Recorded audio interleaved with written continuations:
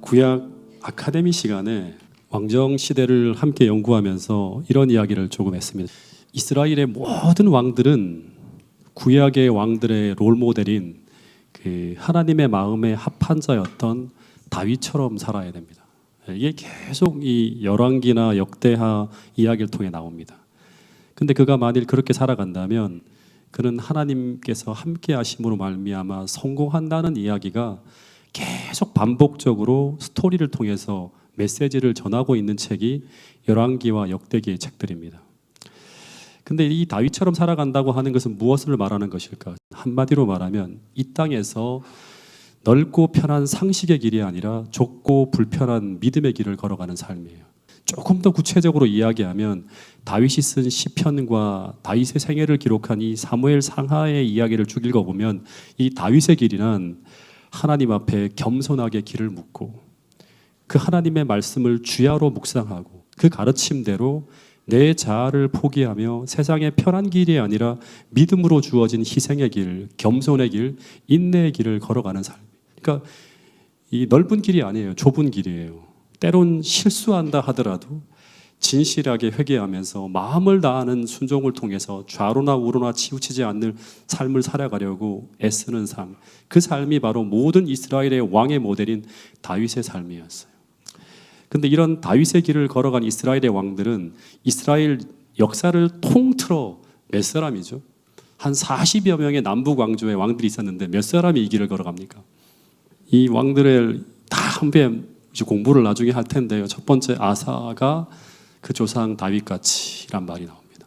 그리고 여호사밧이 그 다음에 그 다윗의 처음 길로 행하여라는 말이 나오고 그 다음에 히스기야가 다윗의 모든 행위와 같이라는 말이 나옵니다. 그리고 마지막으로는 요시야가 다윗의 모든 길을 따랐다는 그런 이야기가 나옵니다. 그러니까 통틀어 4명이에요.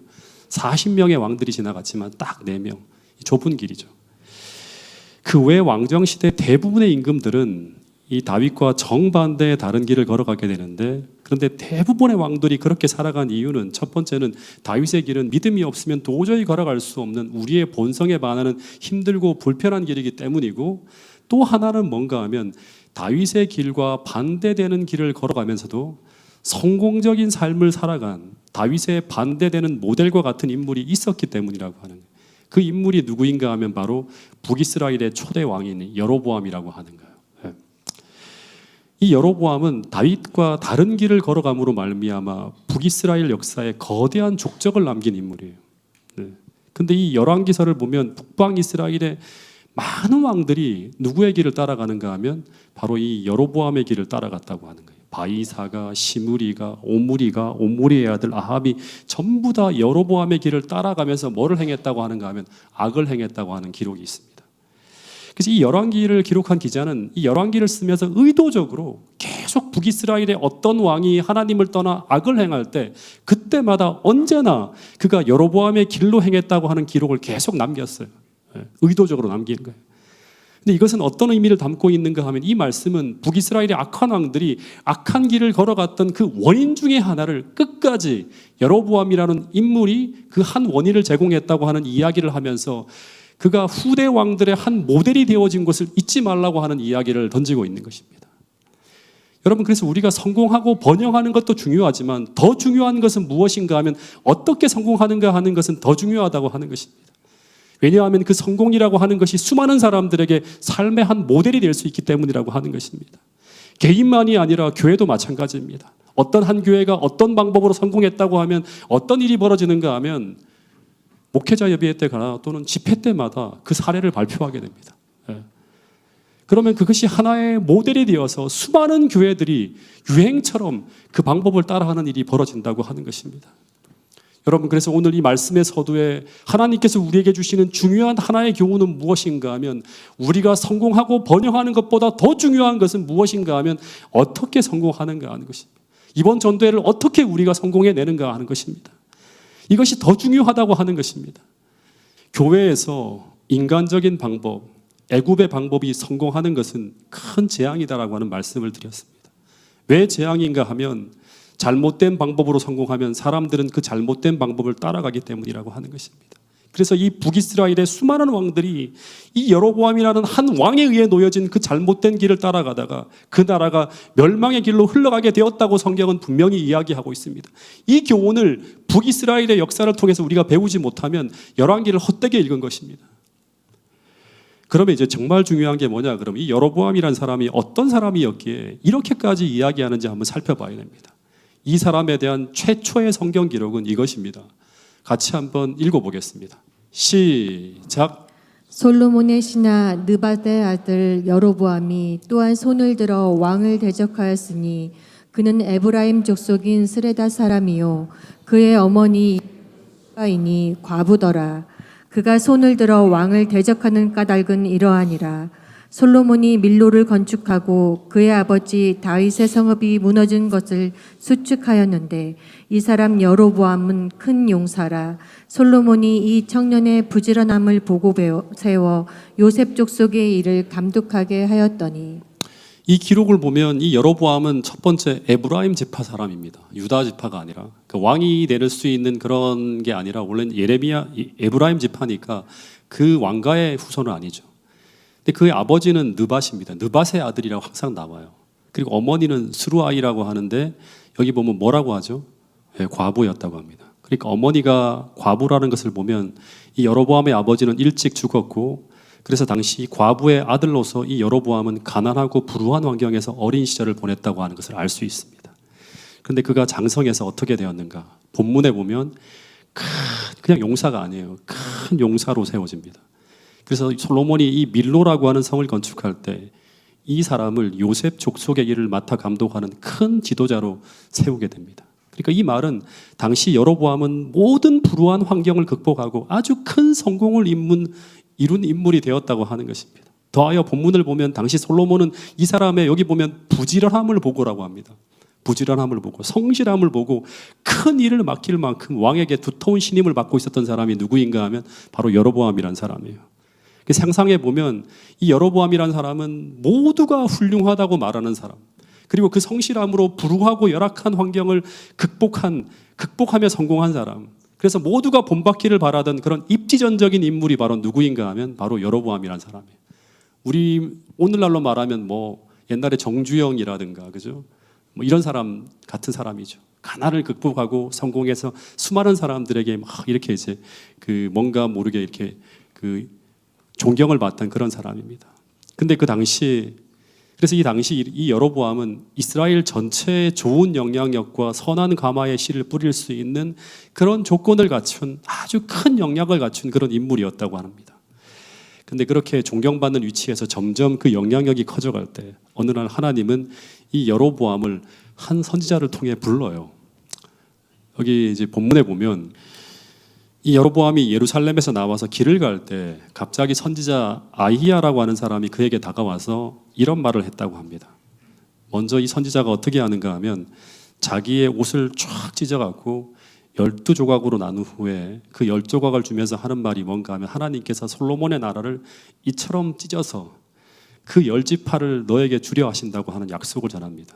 근데 그 이유는 무엇 때문인가 하면 이 솔로몬이 악행으로 말미암아 이스라엘이라는 나라가 하나님을 떠나서 무너지고 있었기 때문이라고 하는 거예요. 솔로몬이 다윗의 길을 포기하고 걸어갔기 때문이라고 하는 거예요.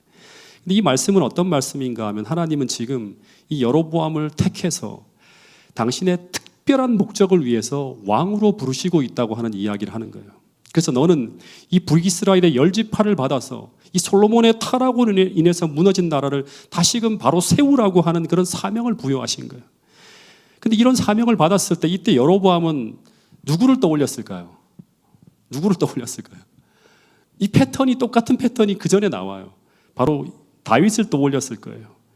사울 왕이 타락하며 무너져갈 때 하나님은 선지자 사무엘을 보내서 다윗에게 기름을 부으시고 너는 미래 이스라엘의 왕이 될 것이라는 약속과 더하여서 이 무너져가는 나라를 다시금 바로 세우라는 사명을 다윗에게 줬죠. 똑같이 솔로몬이 악행으로 무너져갈 때 하나님은 선지자 아히야를 보내서 하나님은 이 여로보암에게 뭐라고 하는가 하면 너는 미래 북이스라엘의 10지파의 왕이 될 것이라는 약속과 더불어서 그 10지파를 다시금 하나님 나라로 돌려놓으라고 하는 사명을 부여한 거예요. 그래서 이 여로보암은 그냥 왕이 되어서는 안 되고요. 다윗과 같은 왕이 되어라는 그런 부르심을 받고 있는 거예요. 예. 그래서 이런 말씀이 있어요. 열왕기상 11장 37절 38절에 보면, 자, 이 말씀을 같이 한번 읽어보겠습니다. 시작. 너는 내 마음에 원하는 대로 다스려 이스라엘 위에 왕이 되되 내가 만일 내가 명령한 모든 일에 순종하고 내 길로 행하며 내 눈에 합당한 일을 하며 내 종 다윗이 행한 같이 내 율례와 명령을 지키면 내가 너와 함께 있어 내가 다윗을 위하여 세운 것 같이 너를 위하여 견고한 집을 세우고 이스라엘을 내게 주리라. 원래 이 여로보암의 길은요, 그가 이 사명에 충실히 행했다면 이 여로보암의 길은 후대의 선을 위해서 가장 아름다운 영향력을 행사하는 가장 아름다운 길로서 길이 남을 수도 있었다고 하는 거예요. 여로보암의 길과 같이 행했다, 그는 하나님께 충성한 왕이었다, 이렇게 될 수도 있었다고 하는 거예요. 예. 그래서 그가 정말 하나님께서 말씀하신 것처럼 내가 만일 내 종 다윗처럼 살아간다면 그러면 내가 다윗을 위하여 행한 것 같이 너를 위해서도 어떻게 한다? 견고한 집을 세우겠다고 약속하고 있는 거예요. 즉 이 말은 너가 솔로몬으로 인해 무너진 왕도의 길인 이 다윗의 길을 다시금 회복할 수 있다면 너는 모든 왕들의 뭐가 된다? 모델이 될 수 있다고 하는 거예요. 그러면 나는 너의 왕위를 다윗처럼 견고하게 해주겠다고 약속하고 있는 거예요. 그래서 이 말은 뭔가 하면 하나님께서 간절하게 너는 다윗의 길로 행하는 가운데서 성공한 롤모델이 되어달라고 하는 거예요. 지금 실패한 롤모델인 솔로몬의 길이 만들어졌기 때문에 그것을 대신할 수 있는 그런 왕이 되어달라고 하는 거예요. 여러분, 우리는 예수님이 우리 신앙의 롤모델이기도 하지만 그러나 시대마다 모든 사람들이 바라보며 따라가야 될 인간 롤모델이 항상 세워져 있는 것을 저는 성경을 통해 보게 됩니다. 아브라함도 그렇죠. 모세도 그렇죠. 다윗도 그렇죠. 비록 부족하고 연약한 사람이지만 끝까지 진실하게 하나님을 따라가면서 그 인생의 마침표를 신앙 안에서 성공적으로 찍은 그런 인물들이 있다고 하는 거예요. 이런 인물들이 존재할 때 우리는 어려운 순간마다 그들을 바라보면서 용기를 내며 믿음으로 살아갈 수 있는 거예요. 근데 초기 교회 시대에는 이런 예수님과 같은 그런 롤모델 같은 신앙인들이 정말 많이 있었던 것 같아요. 히브리서 13장 7절에 보면 이런 말씀이 있어요. 히브리 13장 7절 말씀을 같이 한번 읽어보겠습니다. 시작. 하나님의 말씀을 너희에게 일러주고 너희를 인도하던 자들을 생각하며 그들의 행실의 결말을 주의하여 보고 그들의 믿음을 본받으라. 이 성경절은 믿음이 깊고 하나님의 말씀을 따라 살아가는 자들의 그 행실의 결말을 주의 깊게 살펴보고 그들의 인생 전체를 한번 보라고 하는 거예요. 그러면서 그들의 믿음을 본받으라고 권면하고 있는 걸 보게 됩니다. 제가 처음 교회에 나왔을 때 제게는 저에게 영향을 주시는 수많은 신앙의 선배들이 있었어요. 근데 그중 몇몇 분들은 지금까지도 제 신앙의 롤모델이 되어주기도 하고 있습니다. 제가 그분들을 따라서 20대 때 시골 생활도 쫓아 들어갔고요. 그리고 지금까지도 서로 연락을 주고받으면서 제게 굉장히 큰 영향을 주는 존경하는 분들이 계십니다. 더하여 제가 목회를 나와서도 저보다 앞서간 수많은 존경하는 목사님들이 있어요. 제게 신앙의 이정표를 제시해 주면서 그분들도 저에게 큰 영향을 미치고 있습니다. 근데 제가 그분들이 제게 울림을 주는 것은 뭔가 하면 제게 많은 말들보다 그분들이 살아오신 삶을 쭉 바라보면서 저는 그분들이 가르쳐 주시는 신앙의 이정표, 제가 걸어가야 될 목회 이정표를 보게 됩니다. 특별히 이제 한 분을 제가 소개하면 제가 고등학교 때 이분은 제 고등부 담당 지도교사였어요. 교회에서 고등부 담당 지도교사였습니다. 그때는 신앙이 없었어요. 근데 그분이 그때부터 지금까지 제 신앙의 멘토이자 제 신앙의 스승이 되어주신 분인데 얼마 전까지도 제가 이제 큰 집회를 갈 때마다 제가 강사로 갈 때마다 제가 그분에게 기도를 부탁드리고 심지어는 마음이 많이 편치 않을 때는 직접 전화로 기도를 이렇게 해달라고 부탁하기도 합니다. 그리고 매번 명절 때마다 그 선생님을 찾아뵙곤 해요. 근데 그 선생님께서 제가 고등학교 때도 제게 성경을 가르쳐 주신 것도 있고 지금도 평신도 사역자로서 교회를 맡고 계시기 때문에 많은 설교를 하고 계신 것을 제가 가끔씩 교회 갈 때마다 듣기도 하는데 또 명절 때 가면 이런 조언을 저에게 들려주십니다. 근데 제게 가장 큰 메시지를 주시는 것은 뭔가 하면 그 선생님의 설교나 성경의 가르침이나 어떤 조언이 아니라 그 사모님과 함께 지금까지도 변함없는 신실한 신앙으로 살아가시는 그 아름다운 삶의 모습이에요. 그것이 젊은 청년 시절부터 지금까지 제게 그 변함없는 신앙의 진실한 모습이 신앙이란 무엇인지에 대한 깊은 울림으로, 특별히 재림신앙이라고 하는 것이 무엇인지를 제게 깊은 울림으로 제 신앙의 이정표를 보여주고 계신다고 하는 것입니다. 마찬가지로 여로보암의 길, 다윗의 길이라고 하는 것은 뭔가 하면 그들이 했던 어떤 말이 아니라 그들의 인생 전체를 통해서 그들의 삶의 처음부터 끝까지를 다 들여다보면서 그들이 우리에게 보여주는 한 신화 삶의 이정표라는 길이 있다고 하는 것을 성경은 이야기하고 있는 것입니다. 또 하나, 제가 30년 이상 신앙생활을 하면서 하나의 결론처럼 얻은 것이 있는데 그게 무엇인가 하면 우리가 단순히 존경하고 좋아한다고 해서 그 사람처럼 변해가지는 않는다고 하는 것입니다. 이런 말이 있더라고요. 제가 이 말씀을 참 이제 깊이 공감하면서 제가 봤는데 같이 한번 읽어볼까요? 시작. 지혜는 용기를 만나지 않으면 타지 않는 불꽃과 같다. 이게 무슨 말인가 하면 여로보암이 다윗의 삶을 소망하고 심지어 그 삶이 어떻게 이루어지는지를 다 알고 있다고 하더라도 그 소망과 그 깨달음의 지혜가 그것을 실천으로 이끌 수 있는 용기를 만나지 않으면 그 지혜는 뭐와 같다? 타지 않는 불꽃같이 아무런 쓸모가 없다고 하는 것입니다. 그런데 그 용기를 성경에서는 무엇이라고 이야기하는가 하면 지혜를 따라 살도록 하는 믿음이라고 하는 거예요. 마찬가지로 우리가 아무리 성경을 통해 많은 지혜를 얻는다 하더라도 그 지혜가 알려주는 그 길로 걸어가게 하는 그 가야 될 그 순간 그 지혜를 따라 행할 용기가 없다면, 즉 믿음이 없다면 그 지혜는 실천되지 못하는 타지 않는 불꽃과 같이 아무 쓸모없는 것이 될 수도 있다고 하는 것입니다. 그런 측면에서 보면 이 여로보암은 이 아이야라고 하는 선지자를 통해 그 약속을 받을 때 그의 인생에서 그가 닮아가야 될 롤모델, 다시 말하면 내가 진짜 소망하는 인생의 삶은 무엇이었는가 하면 그 사람은 다윗이었을 것이라고 하는 것입니다. 그리고 그 소망을 가지고 살았을 거예요. 왜냐 그러면 그 소망 그 길을 걸어가야지만 뭐가 있다? 하나님의 축복이 함께 한다고 하는 걸 알고 있었기 때문이에요. 근데 오늘 우리가 예수님을 우리의 롤모델로 생각하는 것처럼 그도 그렇게 생각을 했지만 근데 문제는 뭔가 하면 그것을 실천한 믿음이 부재했다고 하는 것을 우리에게 알려주고 있는 것이죠. 여러분, 당시 여로보암은 이 에브라임 지파 사람으로 성경을 보면 이 밀로를 건축하고 수축하는 역군으로 일하고 있었다고 하는데 근데 이때 이 여로보암의 마음은 아마 편치 않았을 거예요. 왜냐하면 이 밀로는 어디인가 하면 예루살렘 북쪽 성이에요. 예루살렘에 있는 성이에요. 근데 그 북쪽 성을 다시금 건축하는데 누가 동원되고 있어요? 에브라임 지파 사람이 동원되어지고 있는 거예요. 원래는 이곳은 유다 지파의 영역이기 때문에 원래 솔로몬이 유다 지파를 시켜서 건축해야 되는 그런 일이에요. 근데 지금 솔로몬은 에브라임 지파를 시켜서 그 성을 건축하고 있는 거예요. 근데 그 이유는 뭔가 하면 하나님이 제시한 당시 솔로몬은 이 12지파의 지방자치제 시스템을 무너뜨리고요. 유다 중심의 중앙집권적 강압 통치를 하고 있었기 때문이에요.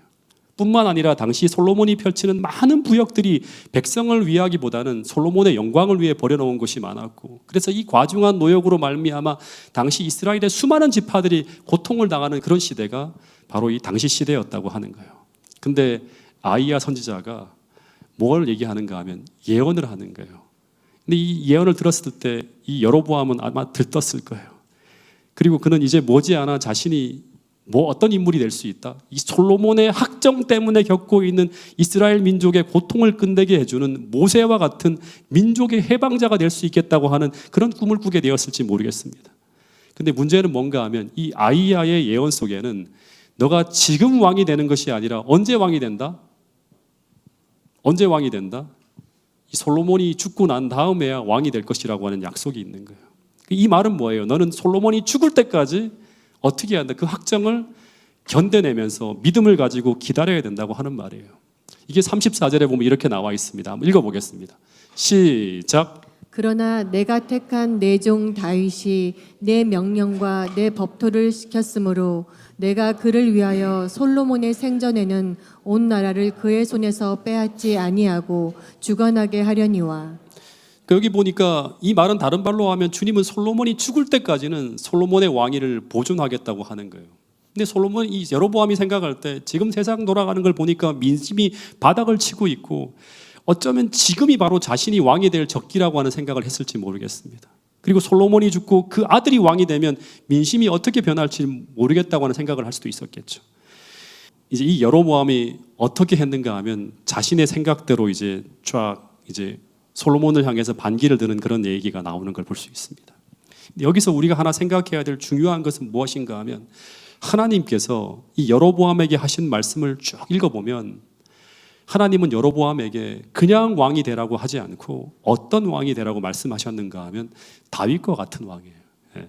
즉 다윗의 길을 걷는 그런 왕이 되라고 말씀하셨다고 하는 거예요. 그리고 그 길을 걸어갈 때 하나님은 그의 인생을 축복하시고 함께 하시고 견고케 하신다고 하는 약속을 하셨어요. 근데 여러분, 다윗과 같은 왕이 된다고 하는 것은 무엇을 말하는가 하면 다윗과 같은 상황에서 다윗과 같은 행동을 하는 것을 통해 만들어집니다. 마찬가지로 오늘 주님은 우리에게 그냥 교인이 아니라 이 마지막 시대에 주님처럼 살아가는 그리스도인이 되라고 산상수훈을 통해 우리에게 말씀하고 있어요.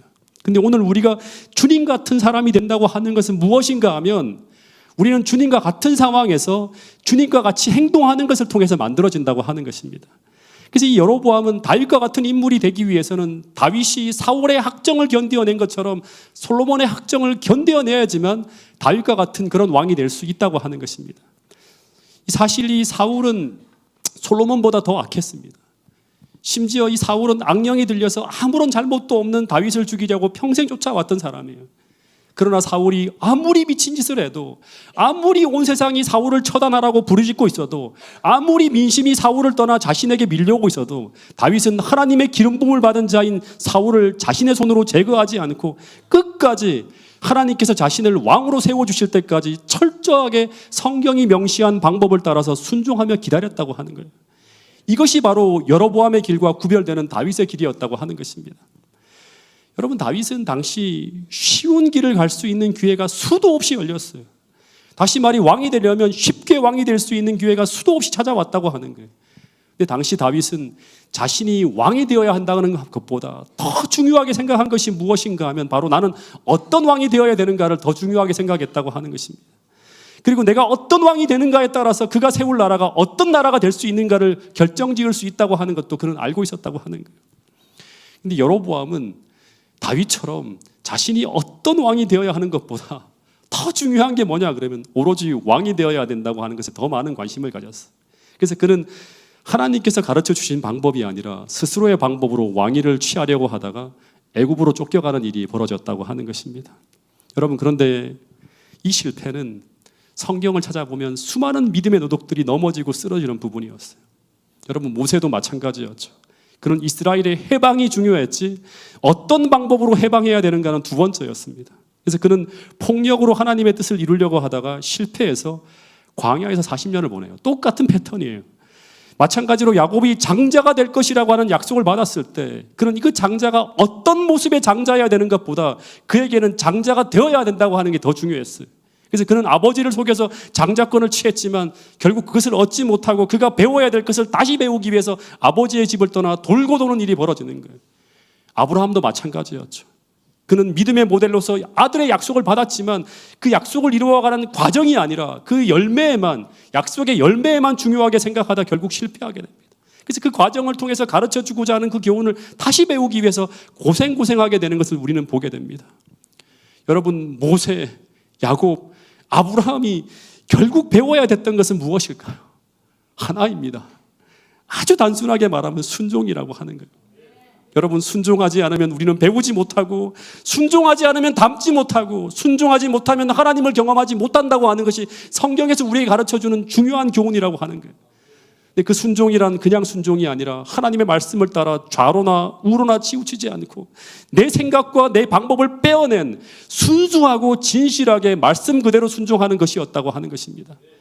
그래서 그들이 이 순종을 배울 수만 있다면 이런 순종을 우리가 우리 생애에서 가장 절박한 순간에도 할 수 있는 존재로 거듭날 수만 있다면 그 기다림의 시간이라고 하는 것은 아무런 문제가 되지 않습니다. 왜냐하면 모세가 나이 80세가 되어도 이스라엘을 해방시킬 지도자가 될 수 있었고 아브라함이 100세가 되어도 아이를 탄생시킬 수 있었다고 하는 것입니다.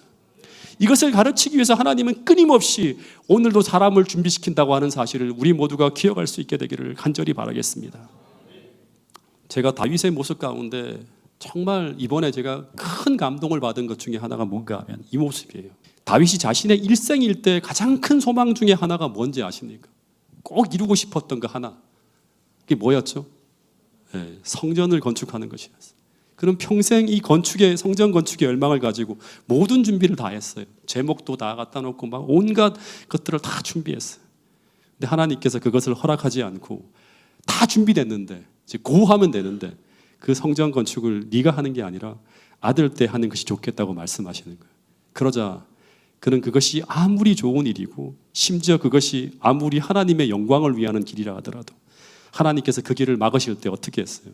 그는 하나님이 말씀하시는 더 좋은 방법, 더 나은 때를 내가 다 이해하지 못하지만 그것을 기다리면서 자신의 의지와 욕망을 철회할 줄 아는 사람이 바로 누구인가 하면 다윗이에요. 이게 바로 여로보암과 비교할 때 다른 다윗의 길이라고 하는 거예요. 이것이 바로 여로보암이 배워야 하는 다윗의 모습이자 다윗의 길이라고 하는 거예요.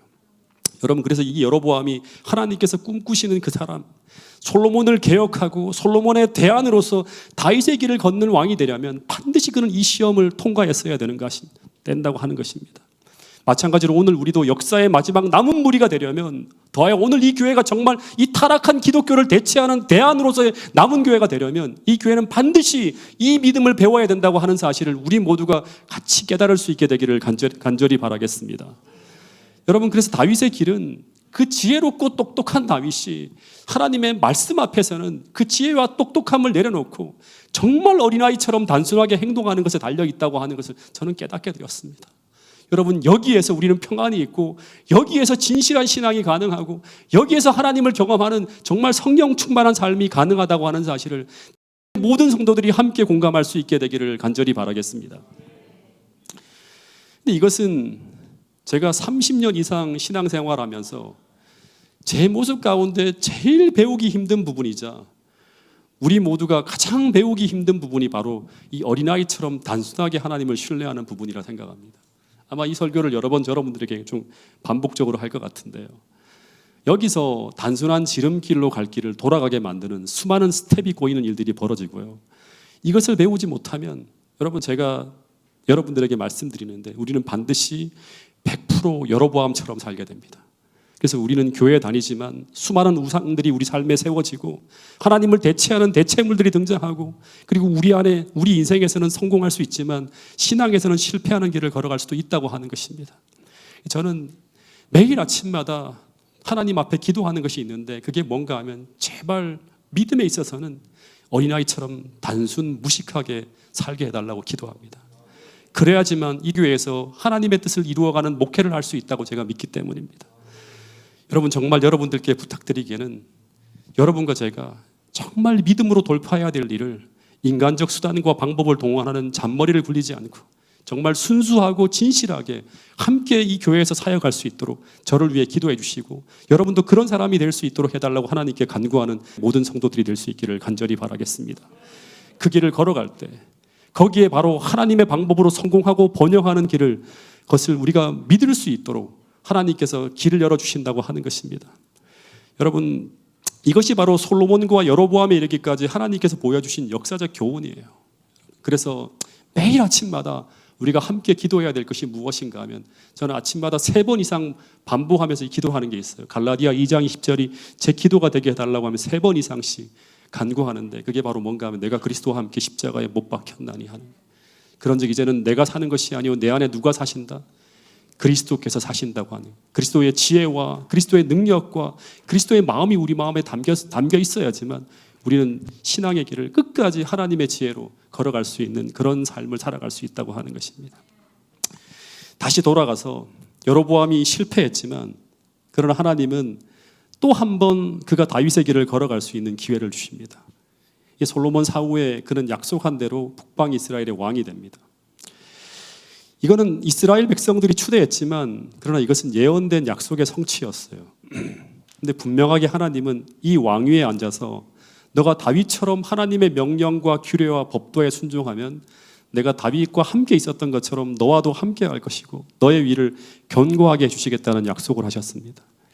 마찬가지로 오늘 하나님은 우리에게도 수만 가지의 약속과 언약을 통해서 우리와 약속하시면서 우리의 길이 믿음의 길일 때는 견고하게 세워주실 것을 하나님은 약속하고 있어요. 그래서 오늘 우리가 순종하는 걸음 그 하나하나는 우리의 신앙을 계속 흔들리지 않는 반석 위에 세워지게 하는 위대한 경험들이 될 수 있다고 하는 거예요.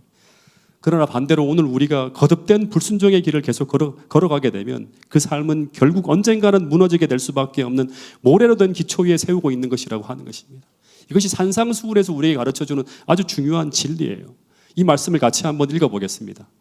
마태복음 7장 24절부터 27절까지의 말씀입니다. 시작.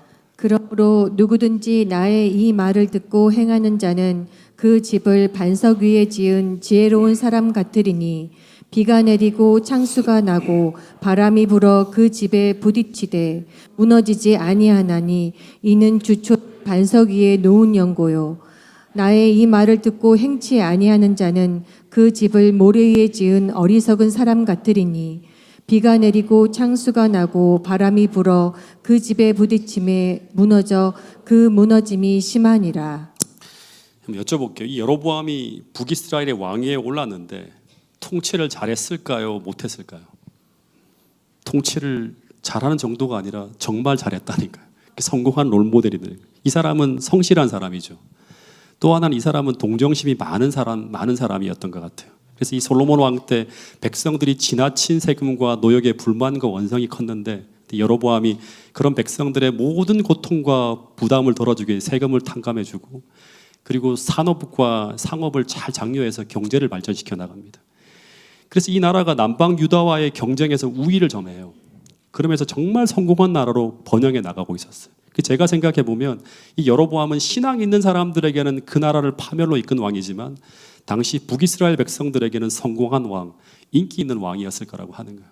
실제로 이 나라 이 왕 때 50만 대군이 이 유다와 맞서 싸우는 어떤 전쟁터로 나가는 걸 볼 수 있습니다. 그러니까 엄청나게 많은 이 국방력도 이렇게 양성시킨 그런 왕이죠.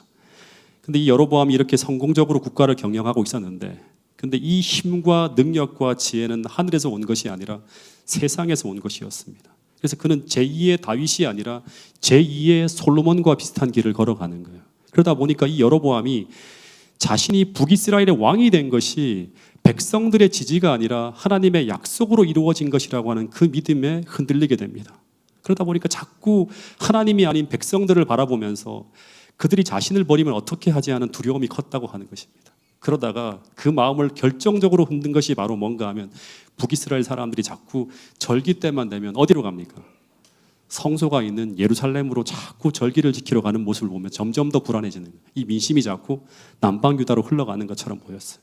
그래서 혹여 이 절기를 지키러 가는 백성들을 방치하면 내 위치가 위태로워질 것 같은 생각으로 절대 이스라엘 왕으로서는 하지 말아야 될 잘못을 하게 됩니다. 네.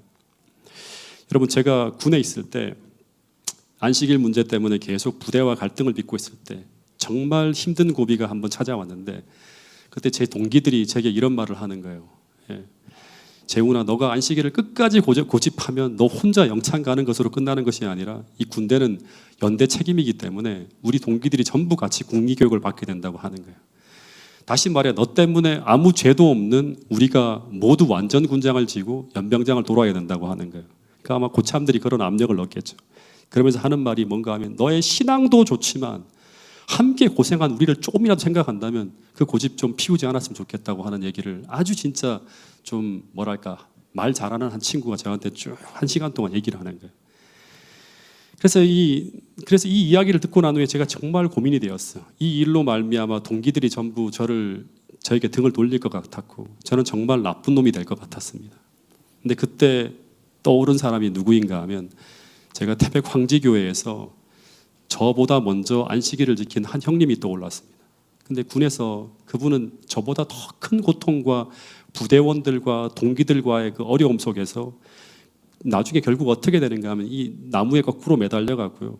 이 만약에 고참들이 뭐라고 하면 너 안식일 포기하지 않으면 그냥 너 버리고 돌아간다고 하면서 그냥 진짜 돌아갔어요. 이 형님이 거기서 기절하고 나중에 깨어나고 난 이후에 극적으로 안식일 문제가 해결되어서 그를 괴롭혔던 고참 간부들이 전부 그 신앙의 진정성을 믿게 되는 반전이 일어난 그 이야기를 간증으로 들려준 적이 있어요.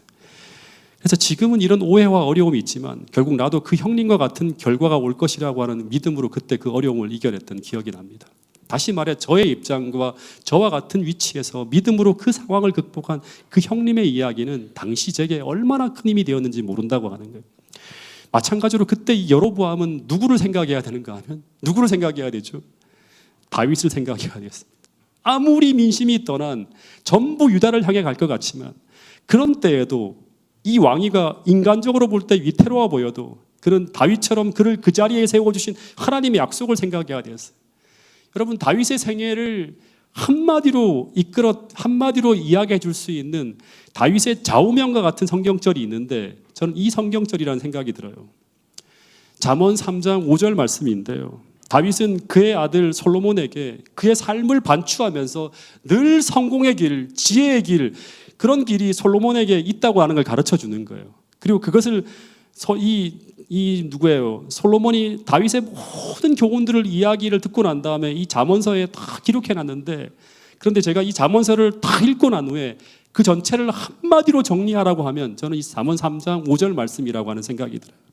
이 성경절은 다윗의 인생의 좌우명과 같은 성경절로 늘 어려운 선택의 기로에서 그로 하여금 올바른 선택을 할 수 있도록 만들어준 성경절이 바로 이것이라 생각이 듭니다. 같이 한번 읽어보겠습니다. 시작. 너는 마음을 다하여 여호와를 신뢰하고 내 명철을 의지하지 말라. 여러분, 여로보암은 이 상황에서도 마음을 다해 하나님을 신뢰해야 되는데 하나님을 신뢰하지 않고 자신의 그 똑똑한 지혜를 의지하며 결국 무너지기 시작합니다. 그래서 어떻게 하죠? 이 북이스라엘의 민심이 유다로 향해 가는 것을 막기 위해서 그는 유대 예루살렘에 있는 그 성소를 대신할 산당을 베델과 단에 세우고요. 그리고 두 금송아지를 만들어서, 비슷하면 안 되잖아요. 더 탁월한 걸 만들어야 돼요. 그래서 이 이집트에 가서 배워온 대로 사람들이 실제로 우상을 보여주면 훨씬 더 사람들이 잘 이렇게 예배 드리는 것 같아요. 더 열광하면서. 그래서 이 금송아지를 딱 이렇게 이제 단에 만들어서 하나는 단에 세우고 하나는 베델에 두고, 그리고 하나님의 명백한 명령을 위반하면서 레위 자손이 아닌 일반 백성으로 제사장을 두고 유대절기와 아주 비슷한 날짜에 제사를 드렸다고 하는 거예요. 그날 때 글로 가지 말고 여기서 제사를 드리라고 하는 거예요. 그러면서 이스라엘 사람들로 하여금 더 이상 예루살렘에 갈 필요가 없다고 하면서 이 금송아지가 바로 너희를 애굽에서 인도하여 올린 신이라고 하는 거예요. 그러면서 그 일을 위해서 다소간 하나님의 율법을 위반하는 것도 할 수 있다고 하는 거예요. 근데 이것을 통해서 여로보암이 백성의 지지를 얻는데 성공합니까? 실패합니까? 네, 성공합니다. 그래서 결국 예루살렘 성전에 대한 백성들의 동경을 없애는 데 성공해요.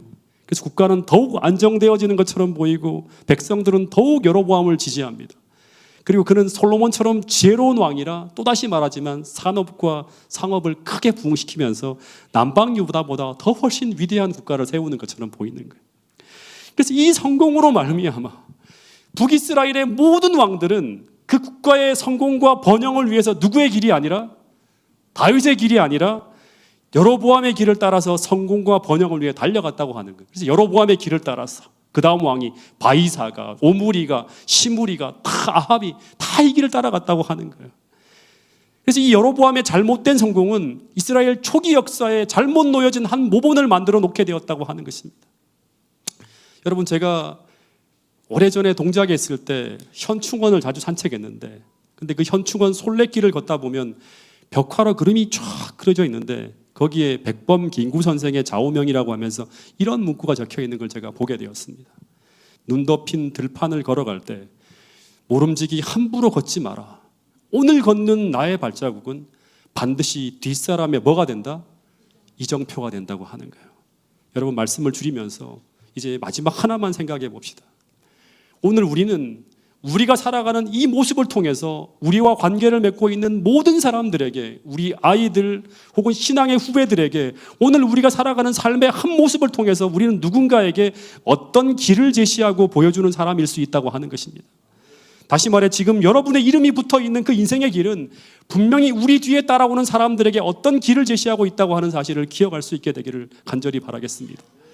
근데 여러분의 이름에는 어떤 이정표가 제시되고 있는지 한번 생각해 보시기 바랍니다. 여러분의 이름을 넣어서 고재훈의 길, 여러분의 이름의 길에 어떤 이정표가 지금 제시되고 있는지 한번 생각해 보시기 바랍니다. 여러분, 이 마지막 시대에 우리 모두는 이 눈 덮인 길, 즉 앞서 걸어간 믿음의 선배들의 길이 잘 보이지 않는, 마치 아무도 본 적이 없는 그런 길처럼 보이는 그 길을 우리가 걸어가야 되는데, 우리 모두 정말 진실하고 바른 믿음을 가지고 주님께로 가는 그 길을 올바른 발자국으로 우리 뒤를 따라오는 모든 사람들에게 바른 이정표를 제시할 수 있는 모든 성도들이 될 수 있기를 간절히 바라겠습니다. 정말 한국 교회에 바른 이정표를 제시할 수 있는 그런 교회로 거듭나게 되기를 간절히 바라면서 오늘 말씀을 줄이도록 하겠습니다.